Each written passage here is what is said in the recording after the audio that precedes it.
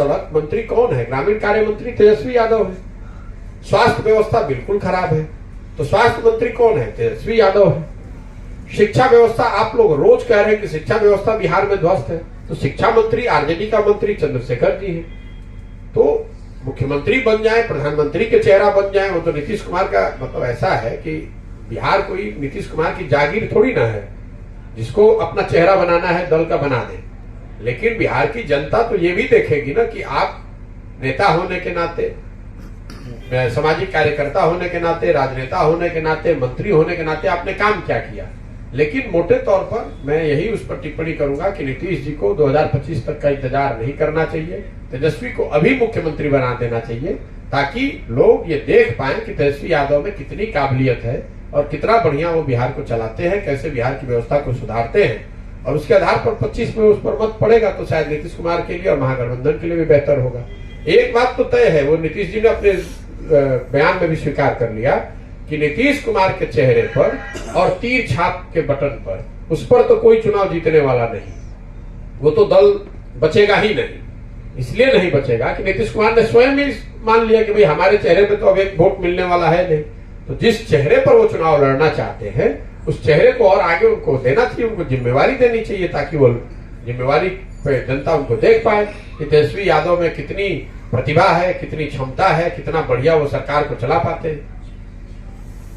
Sir, आप यात्रा जो है ये पॉलिटिकल है क्या? आने समय पॉलिटिकल रूप लेगा? भाई यात्रा जो है वो बिल्कुल सामाजिक है, जिसका उद्देश्य राजनीतिक हो सकता है। बिहार में एक नई राजनीतिक व्यवस्था बनाने के उद्देश्य से ये यात्रा की जा रही है। हम लोगों का मानना है कि बिहार की जो स्थिति है, अगर इसको सुधारना है तो कोई एक व्यक्ति या दल अकेला इसको नहीं सुधार सकता है। बिहार अगर सुधरना है तो वार्ड सदस्यों से लेकर ऊपर मुख्यमंत्री तक हर जगह पर सही लोगों के चुनकर लाए जाने की जरूरत है। और इसका मतलब है कि करीब करीब 1.5 लाख लोग जो जनप्रतिनिधि अलग अलग स्तरों पर चुनकर आते हैं, वो सब जगह पर ऐसे लोगों को चिन्हित किया जाए जो कि समाज के सही लोग हैं और उनको उस जगह पर लाकर जिताकर जनता की मदद से लाया जाए ताकि बिहार की व्यवस्था को सुधारा जा सके। ये पूरा जो जन स्वराज अभियान है उसका एक उद्देश्य ये है कि समाज से ऐसे लाखों लोगों को चुनकर निकाला जाए जो समाज के सही व्यक्ति हैं, उनको वो विकल्प, वो प्लेटफॉर्म दिया जाए जिसके जरिए वो चुनाव लड़कर अपनी क्षमता के अनुसार इस पूरी राजनीतिक व्यवस्था के हिस्सा बन सके और बिहार को सुधारने की दिशा में अपना योगदान दे सके। बिहार तब सुधरेगा जब हजारों लड़की हो रही है वो खरीदते हैं और केंद्र सरकार से उसका रिइंबर्समेंट लेते हैं। बिहार सरकार में चूंकि ये खरीद हो ही नहीं रही है तो हम लोग केंद्र से स्वाभाविक है कि कोई उस मद में पैसा ले नहीं पा रहे हैं और बिहार के किसानों का, बिहार के लोगों का इतना बड़ा नुकसान हर साल हो रहा है।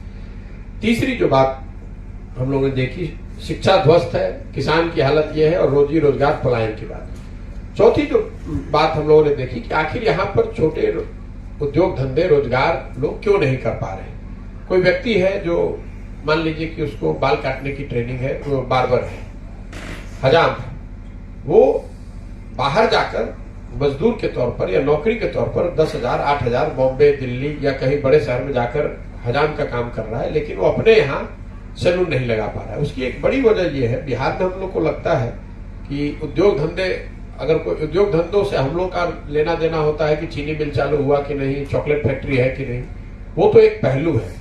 लेकिन जो चीज हम लोग देख रहे हैं, बिहार में स्ट्रक्चर्ड इंस्टीट्यूशनलाइज्ड क्रेडिट का न होना, मतलब बैंकों के माध्यम से जो ऋण मिलना चाहिए लोगों को वो न मिलना, बिहार में उद्योग धंधों के न पनपने के पीछे सबसे बड़ा कारण है।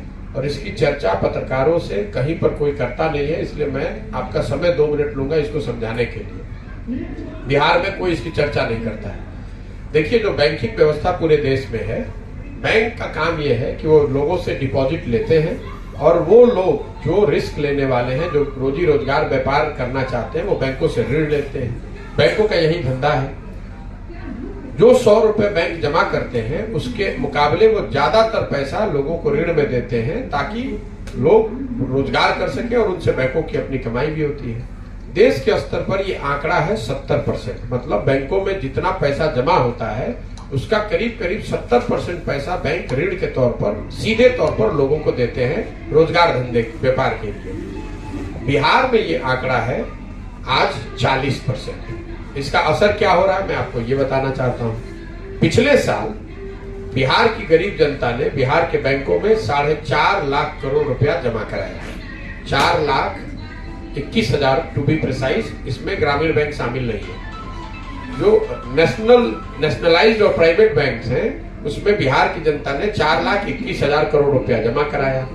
अब क्रेडिट डिपॉजिट रेशियो जो देश का औसत है, 70% पैसा अगर बिहार के लोगों को ऋण से हर रोज उसकी चर्चा हो रही है।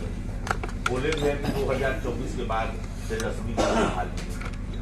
देखिए, ये आप दो सवाल कर रहे हैं। पहला तो आपने कहा कि प्रधानमंत्री बनने की चर्चा, मुझे तो ये चर्चा कहीं नहीं सुनाई दी। जिस दिन से नीतीश जी महागठबंधन में आए हैं उस दिन से ही मैं पत्रकारों को लगातार कह रहा हूं कि मैं इसको राज्य स्पेसिफिक घटना मानता हूं। नीतीश जी की क्रेडिबिलिटी आज के तारीख में ऐसी नहीं है कि उनके बारे में बिहार प्रधानमंत्री बनना तो छोड़ दीजिए, बिहार का मुख्यमंत्री बने रहने के लिए उन पर संकट है। कहीं कोई चर्चा नहीं है, कहीं कोई प्रयास नहीं है। ये चर्चा कौन सुन रहा है मैं तो नहीं जानता हूं। जहां तक दूसरी बात है वो ज्यादा महत्वपूर्ण है। उन्होंने कहा कि 25 का चुनाव तेजस्वी जी के नेतृत्व में लड़ा जाएगा। तो मेरी मांग ये है, मेरा सुझाव भी ये है कि भाई 25 तक इंतजार करने की जरूरत क्या है। आज जो गठबंधन है उसमें आरजेडी सबसे बड़ा दल है, तो नीतीश कुमार जी को अभी ही तेजस्वी जी को मुख्यमंत्री बना देना चाहिए ताकि वो 3 साल उनके पास काम करने का अवसर रहे और जनता के पास भी अवसर होगा कि वो देख पाएगी कि 3 वर्ष में तेजस्वी यादव ने कितना बढ़िया काम किया, ताकि जब उनके नेतृत्व में चुनाव हो तो जनता उनके कामकाज के आधार पर, उनके 3 साल के परफॉर्मेंस के आधार पर वोट कर सके। अभी तक जो हम लोग देख रहे हैं तेजस्वी जी का जो परफॉर्मेंस है, जिसके नेतृत्व में महागठबंधन चुनाव नीतीश जी के शब्दों में लड़ने वाला है, साहब ने ये कहा था कि मैं जब आऊंगा सरकार में तो पहली कैबिनेट में एक कलम साइन, पहला जो डिसीजन साइन करूंगा वो 10 लाख लड़कों के नौकरी का है। अब पिछले 3 महीने से ज्यादा से कैबिनेट में हैं और कई कैबिनेट में कई सिग्नेचर भी किए होंगे कैबिनेट के डिसीजन पे। मैं ये सोच रहा हूं कि 10 लाख नौकरी वाला जो डिसीजन था, मतलब कलम टूट गई है या स्याही सूख गई है, ये तो नीतीश जी और तेजस्वी यादव ही बताएंगे। लेकिन हम लोगों ने ये जरूर देखा कि लड़कों को टीईटी और सीटेट के पास किए हुए लड़कों को डकबंगला चौराहे पर दौड़ा दौड़ा कर मारा गया। अगर आप 10 लाख लोगों को नौकरी देने की बात कर रहे हैं तो इससे आसान तो कोई तरीका ही नहीं है। बिहार में शिक्षकों की भारी कमी है और सीटेट और टीईटी और सीटेट पास किए हुए लोग जो है वो बैठे हुए हैं, वो क्वालिफाई किए हुए हैं। आप उनको एक कलम से उनको नौकरी दे सकते हैं। तो और आपने चुनाव से पहले वादा भी किया था, तो अब उनको दे के दिखा दीजिए। देखिए, ये झूठे वादे करना और लोगों को भ्रम में डालकर वोट लेना, इनकी ये पुरानी फितरत है। अब बिहार में सबसे ज्यादा हालत जो खराब है, ग्रामीण सड़कों की हालत खराब है। तो ग्रामीण सड़क मंत्री कौन है? ग्रामीण कार्य मंत्री तेजस्वी यादव है।